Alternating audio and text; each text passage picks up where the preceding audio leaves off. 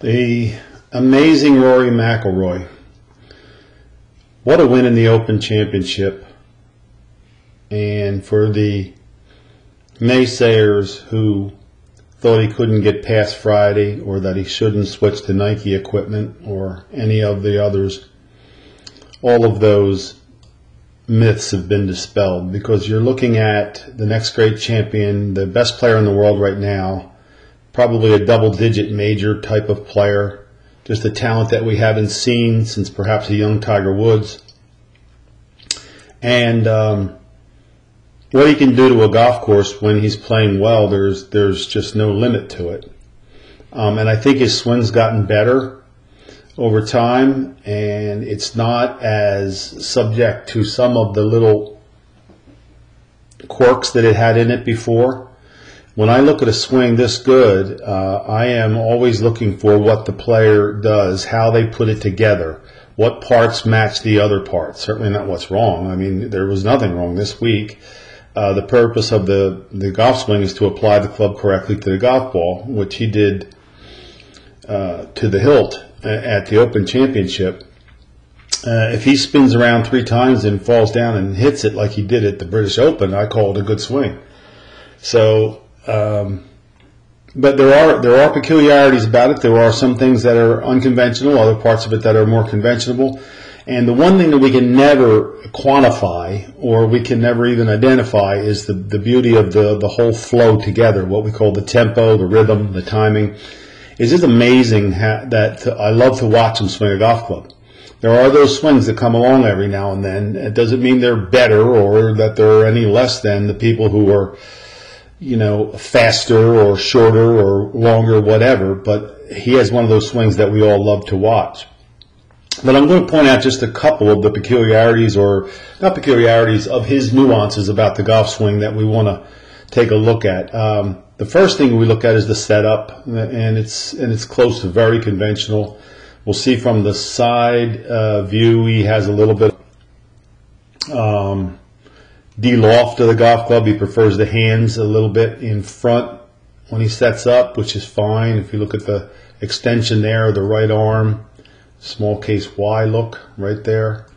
So it's amazing that these players all choose to do 2 things: set up and swing the backswing, all in a way that's compatible with the way they bring the club down. So the first thing we notice about Rory is that as he takes the club back, it stays well outside. The left arm is going to come off the body. And you see the separation in here, and if you go back a frame here, you see the club well outside the hands, and the arms have swung away from the body. Now, a lot of times when students send me swings to analyze, I say, well, I'd like to get your club more in line with your hands here. Well, Rory doesn't do that because of what he does after this. That's so important.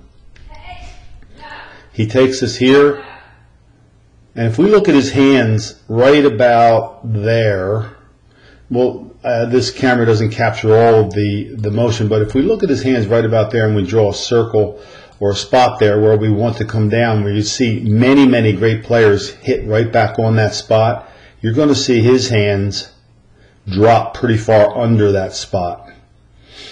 Okay, now the club is back to its original shaft plane perfectly. Right on the right forearm, elbows about mid-body, and the club's back on plane because he looped it back in there.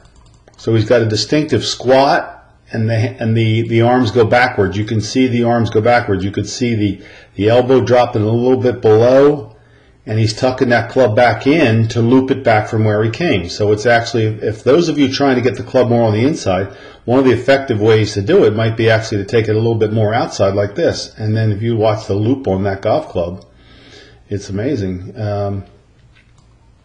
Like a Trevino, like a Freddie Couples with his late turn, if you put a little trace on his club head, you'll find out what it does. It went that way. And now the club from a fairly outside and vertical position has been dropped in beautifully on the backswing.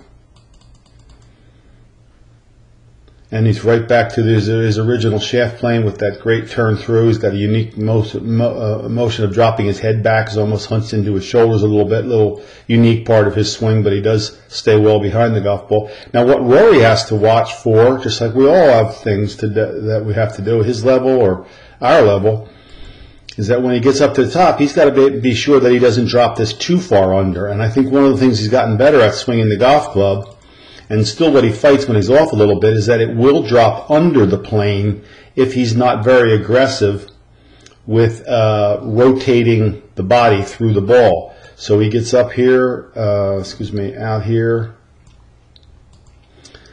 and he's got to watch now, and when he gets bad, this club will actually drop down here under.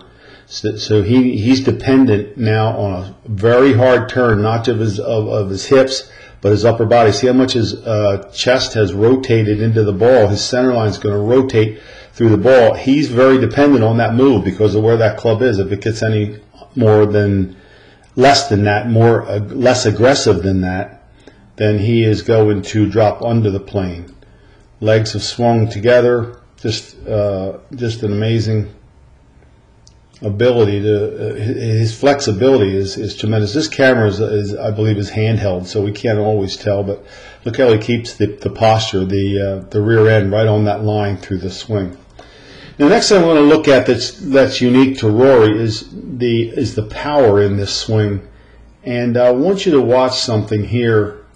For those of you who listen to the announcers on TV who say that Tiger or this person or that person has a dip and that they should try to stay level, well, I don't think they understand what ground reaction forces are.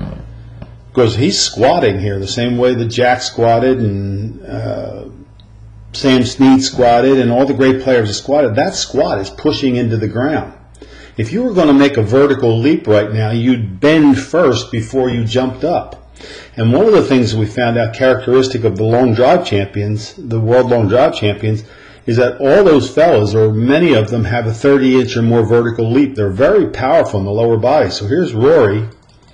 Not only is he putting the club back behind him and dropping it on plane, but he's squatting, pressing into the ground right now. And he's going to leap up from there. Watch what if I draw a circle, small circle around his left shoulder. Watch where this goes. Look where his left shoulder finishes. That's obviously pushing off the ground, pushing up through the ball. So he squats, gets ready for a big jump, and he leaps up through the golf ball. That's quite apparent. I think he does it probably as well as anybody on tour, anybody that I know of. That's very characteristic of many of the long drive champions because that's where what we call the ground reaction forces and getting that power off of the ground. Many of you that are trying to learn how to hit the golf ball a little bit further, this is not a bad idea to learn to squat and jump, push off of that. Now here comes that tremendous turn through, and it's just a thing of beauty to watch. So that's how you put it together. As I said, how is the fellow 5'9", probably 160, 70 pounds, hit the golf ball 325 yards in the air? Well, he's blessed with tremendous musculature, flexibility, but he also has this ability to use the ground as well as any. Squat, jump, and release. And if you look at this release, not only is it well timed, but it's all the way through the golf ball. There's another look that many of you want. Notice the roll over here. The right hand is dominant. I don't even see the left glove. The full extension of his the full extension of his arms through the ball, and under that powerful position. So he takes it back outside, drops it back behind him, and is very in tune with how to use the ground and how powerful his turn through really is. That's Rory McIlroy, and I think we're, no matter what era, and this is my opinion, no matter what era we're in, no matter what sports, someone will always step above the crowd. There's always a Michael Jordan, there's always a Tiger Woods, and we may be very well coming into the Rory McIlroy era in the game of golf. I think he's that good, and even in the tournaments that he hasn't won, if you watch how he's played on some of the days of the tournaments, he hits shots just like Tiger did when he was young. He hits shots that really the other guys don't have. So I hope that helps you, and maybe we can all learn something from this great young prodigy. Again, those of you who want an analysis of your swing, just let me know, and I'll tell you how to get me the swing and how we work that. We can put your swing up right next to this one, or others that are perhaps a little more conventional, or whatever body types, but that's the way we do it. We learn from these great players. One of the things you want to do is, if you do send me a swing, is this is a great angle to have right down here, behind, on the hands and behind, and this is a great angle to have belt buckle 90 degrees off of the target line, just like this. But be sure to do it with a stationary camera. Don't try to do it with a handheld camera. Put the camera perhaps on a bag stand or on the golf cart, something that will keep it still. And the higher capture rate you have on the camera, the better too, so we avoid the blurriness.